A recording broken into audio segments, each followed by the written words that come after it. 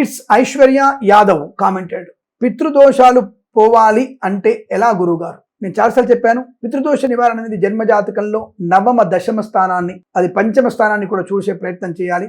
అలా చూసినప్పుడు అక్కడ దోషాలు కనుక ఉంటే మాత్రం మీరు గోకర్ణంలో కానీ నాసికా త్రయంబకంలో కానీ ఆ పితృదేవతలకి పిండాలు, అంటే ఈ తాత ముత్తాతలు నానమ్మ అమ్మమ్మలందరికీ కూడా పిండ ప్రదానం చేసుకోవాలి. అలా పితృదోష నివారణ పూజలు చేసుకున్న వారికి అనుకూలత. స్వామి అక్కడ వెళ్ళలేని వారు ఇక్కడ చేసుకోవద్దా అంటే ఎవరు చెప్పారు చేసుకోవద్దని? ఇంట్లో కూడా, మన ఇంట్లో కూడా హాయిగా చేసుకోవచ్చును.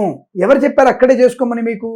అంటే అక్కడ క్షేత్రంలో చేస్తే మంచిది. అక్కడ ఆత్మలింగం, ఇక్కడ గోదావరి తీరంలో పితృదోషాలకి ఆ స్వామికి ఆ యొక్క మనకి నాసిక త్రయంబకేశ్వరుడు పునర్జన్మనివ్వడు అన్నటువంటి భావంతో అక్కడ చేస్తారు తప్ప ఇంటి దగ్గర చేసుకోవద్దని లేదండి. ఆశ్లేష బలి పూజలు కానీ ఇలా పితృదోష నివారణ పూజలు కానీ ఇంటి దగ్గర కూడా హాయిగా చేసుకోవచ్చు. దానికి ఎటువంటి దోషము లేదు. కానీ సశాస్త్రీయమైన పద్ధతిలో చేసుకుంటే మంచిది. ఏది పడితే అది ఇష్టమైనట్టుగా చేయడం అనేది కరెక్ట్ కాదు. దానికి ఒక పద్ధతి ఉంటుంది. పద్ధతి ప్రకారం చేసుకుంటే పితృదోషాలన్నీ కూడా అనుకూలంగా ఉంటాయి. పద్ధతి తప్పి చేస్తే పితృదోషాలు మనకి ఎక్కువ అవుతాయి. ఆ విషయాన్ని గమనించుకోండి. వెంటనే మీరు మన ఛానల్ని సబ్స్క్రైబ్ చేసుకోండి. శుభమస్తు. నమస్కారం.